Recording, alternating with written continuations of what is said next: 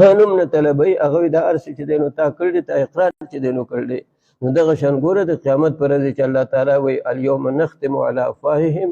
وتکلمنا ایدیهم وتشهد ارجلهم بما كانوا یکسبون هغې ته مجد پېښ نه شو چې خوله منځواله مهر کېږدي او لاسونو ته وایي څنګه دغه کوم شی هغه چې د دنیا کې لیکلی بس دقه به چې دی نو الله تعالی هغه ورته بیا پیش کوي د دې وجې نه دا مهرباني چې دی نو وکړئ که چېرته یو خبره هغه په زړه کې هغه ستاسو راله د ګناه خبره چې دی نو راله نو فورا اعوذ بالله من الشیطان الرجیم هغه چې دی نو وایي چې د زړه نه خبره وځي او بیا نبی علیه السلام وایي که ولاړې نو کښېنه او که ناستې نو سمله حضرت ابوذر غفاري رضی الله تعالی عنه یو ورځ غصه شو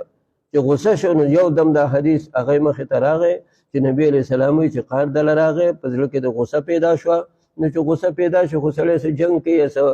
معامله چې دی نو کوي نو وایي ته کښېنه ده چې کته وکتل خټې وې نو دا باک ونه کړ چې اوس دې ځای کې زه څنګه کښېنم دا خو لاندې چې دی نو خټې دي هغه د نبي علیه السلام په هغه خبرې باندې عمل کولو دپاره په خټو کې چې دی نو کښېناست ټول بدن هغه چې دی نو هغه کپړې هغه په خټو کې چې دی نو دغه شوې خو د نبي علیه السلام هغه خبره چې هغه وایي قهر دله راغی نو کښېنه نو دی نه کتل چې لاندې ځای وچ دی نو د دې وجې نه دا درخواست هغه تاسو ته زه بار بار چې دی نو کوم او د فیسبوک حوالې سره زه همیشه تاسو ته خبرې کوم چې دا فیسبوک یې تاسو ښځو له هم ورکړي دي دا فیسبوک یې دا هلکانو څخه هم دي دا جینکو څخه چې دی نو هم دي نو دا اوس کنټرول کېږي نه که مونږ چې دی نو دا ووایو چې دا فیسبوک یې راجمع کوي دا د وړو نه واخلی دا د ښځو نه واخلی دا نه کنټرول کېږي دا خو یو مصیبت کې چې دی نو هغه لاړو لیکن کم از کم دومره خو چېرته هغه خپلو وړو ته خپل کورونو کې ښځو ته دا خبرې هغه چې دی نو هغه کوئ چې ګوره دو چې فیسبوک کولاوئ نو هغې کې خو د سړي شکل هم راځي هغې کې د سړو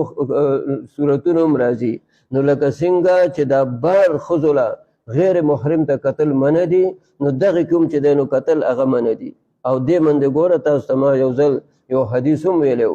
یو صحابي و هغه نورو صحابو کې روان دی د نورو صحابو شکل و شباهت هغه یو شانته او د ده هغه شان هغه نه و د ده قدرتي چې دی نو د ده د ټبر د هغې چې دی نو نظر هغه په هغه ولګېده په د خپل خاوند یې ولګېده دا خاوند لږ غوندې په زړه کې چې وګوره د ده قد او د ده شکل د هغو په شانته هغه نه دی نو د دې زړه کې لږ غوندې هغه چې دی نو فرق هغه راغی دا فورا راله نبي علیه السلام ته یې وی یا رسول الله زما د خاوند ته ووایه چې ما له طلاق چې دی نو راکړي ما سره خوله وکړي یا ما له طلاق چې دی نو راکړي نبي علیه السلام ورته وی ولې تا پکې څه ولیده وی د دین باره کې پکې هېڅ خبره چې دی نو نشته بلکل په دین باندې هغه کامل مکمل دی خو قدرتي زما چې دی نو په نظر ولګېده